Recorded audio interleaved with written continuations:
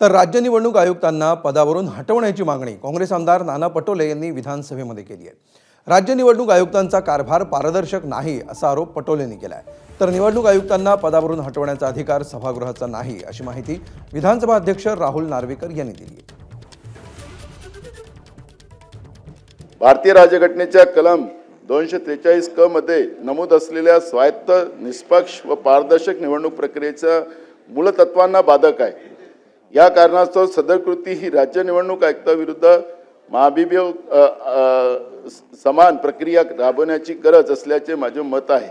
आपल्या हस्तक्षेपाने संविधानाच्या अधिष्ठानावर आधारित असलेली निवडणूक प्रक्रिया अबाधित राहील असा मला विश्वास आहे।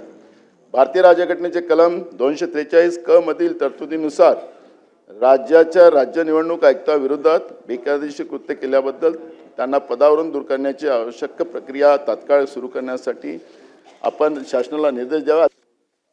भारतीय संविधानातील उच्च न्यायालयाच्या न्यायाधीशास पदावरून दूर करण्याबाबतच्या अनुच्छेद 217 व अनुच्छेद 124(4) मधील तरतुदींच्या साकल्याने विचार करता ज्याप्रमाणे उच्च न्यायालयाच्या व सर्वोच्च न्यायालयाच्या न्यायाधीशास पदावरून दूर करण्याची घटनात्मक कार्यपद्धती अधिनियमित करण्यात आली आहे, तीच कार्यपद्धती राज्याच्या निवडणूक आयुक्तांना देखील पदावरून दूर करण्यासाठी अधिनियमित करण्यात आलेल्या आहेत।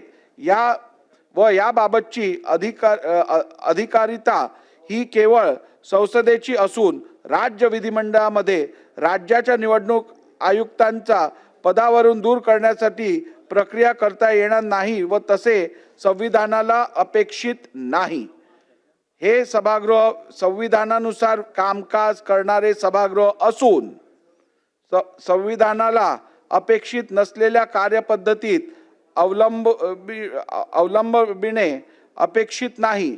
त्यामुळे राज्य निवडणूक आयुक्तांच्या पदावरून दूर करण्याची प्रक्रिया सुरू करण्याबाबत सन्मान्य सदस्य श्री नाना पटोले यांनी दिलेले निवेदनावर या सभागृहाने अथवा राज्य शासनाने कारवाई करणे अपेक्षित नाही।